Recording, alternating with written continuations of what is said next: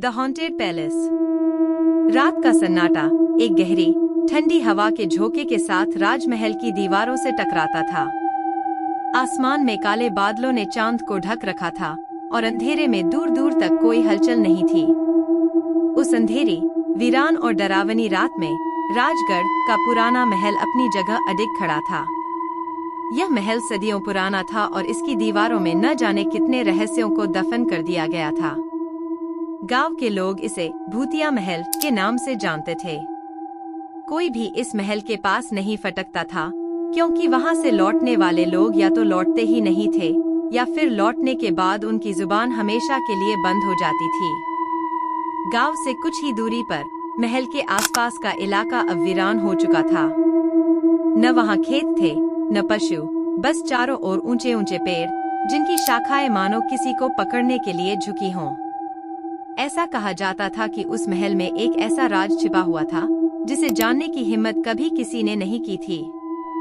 लेकिन आज गांव के ही एक युवक अर्जुन ने तय कर लिया था कि वह इस महल में जाएगा और उसके रहस्यों से पर्दा उठाएगा। अर्जुन का साहस। अर्जुन एक निडर और जिज्ञासु युवक था। वह बचपन से ही उस महल के बारे में कहानियां सुनता आया था और हर बार उसकी रुचि बढ़ती ही जाती थी। उसकी मां ने उसे कई बार चेताया था कि वह महल के आसपास भी न जाए, पर अर्जुन का मानना था कि यह सब महज अंधविश्वास है।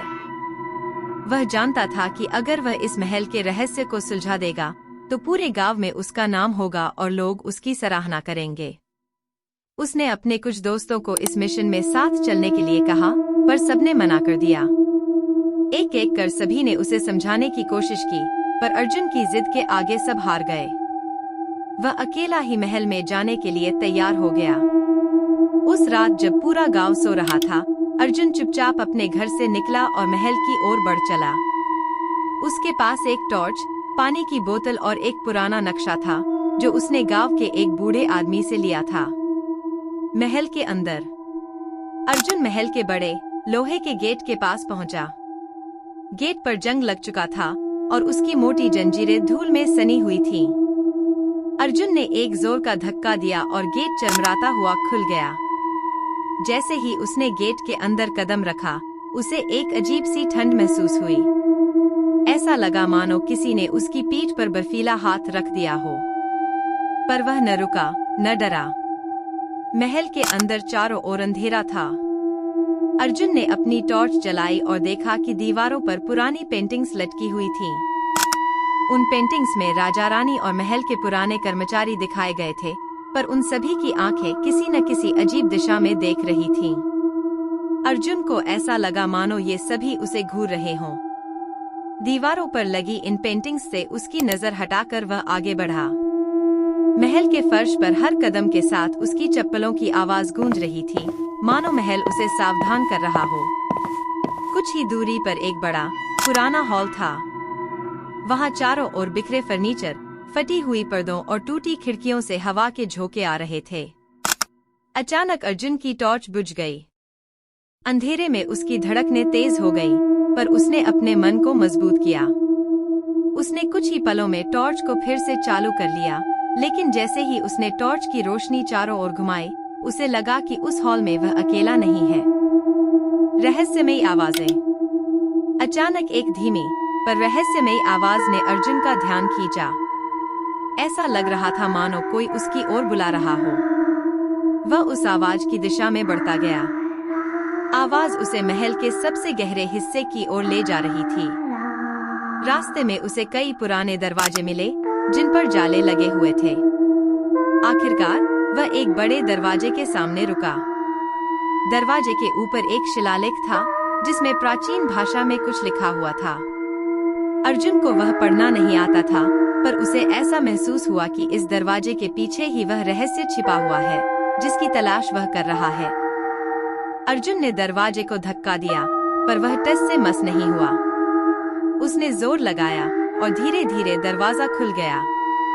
अंदर का दृश्य देखकर अर्जुन के होश उड़ गए। यह कमरा पूरी तरह से वैसा नहीं था जैसा महल के बाकी हिस्से थे। यह कमरा पूरी तरह से साफ सुथरा था, मानो यहाँ कोई अभी भी रहता हो। कमरे के बीच में एक बड़ा तख्त था और उस पर एक व्यक्ति की मूर्ति जैसी कोई आकृति बैठी थी। भूतिया राज। अर्जुन धीरे धीरे उस आकृति की ओर बढ़ा। जैसे ही उसने पास जाकर देखा, वह अचानक चीख पड़ा। वह कोई मूर्ति नहीं थी, बल्कि एक जीवित इंसान की लाश थी, जो सैकड़ों सालों से वहां बैठी हुई थी।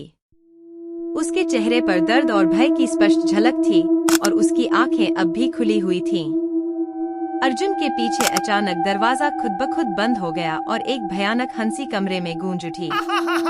अर्जुन ने जल्दी से पीछे मुड़कर दरवाजे को खोलने की कोशिश की, पर दरवाजा जाम हो चुका था। उस हंसी के साथ साथ अब उसे फुसफुसाहट भी सुनाई देने लगी। उसे ऐसा लगा मानो कोई उसके कान में बोल रहा हो, तुम भी वही हश्र झेलोगे जो इस महल के हर साहसी का हुआ है। अर्जुन के मन में अब डर की लहरें उठने लगीं, पर उसने हिम्मत जुटाकर कमरे में एक खिड़की ढूंढी। वह खिड़की महल के बगीचे की ओर खुलती थी। उसने जल्दी से उस खिड़की से बाहर छलांग लगाई और बगीचे में जा पहुंचा। महल का इतिहास।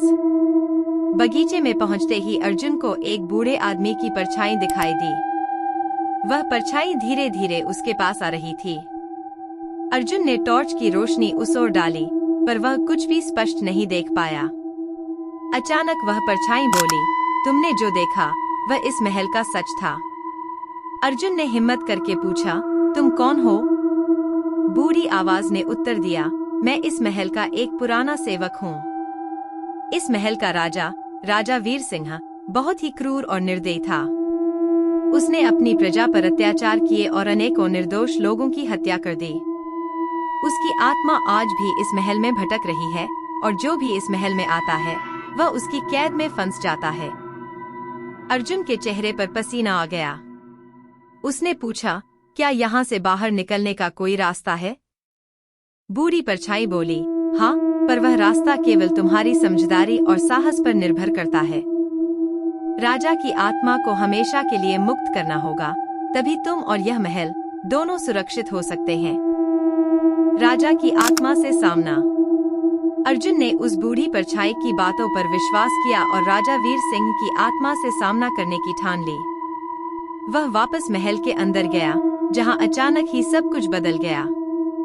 महल के हर कोने से उसे चीखें सुनाई देने लगी। दीवारों पर लगी पेंटिंग्स की आंखें अब उसे और भी गहराई से घूर रही थीं। उसे ऐसा महसूस हो रहा था कि कोई उसका पीछा कर रहा है, पर उसने डर को अपने ऊपर हावी नहीं होने दिया। महल के बीचों बीच एक बड़ा सा कक्ष था, जहां राजा वीर सिंह की आत्मा का निवास था। अर्जुन वहां पहुंचा और देखा कि एक बड़ा सिंहासन खाली पड़ा है। अचानक हवा में एक घना धुंधलापन छा गया और उस सिंहासन पर राजा वीर सिंह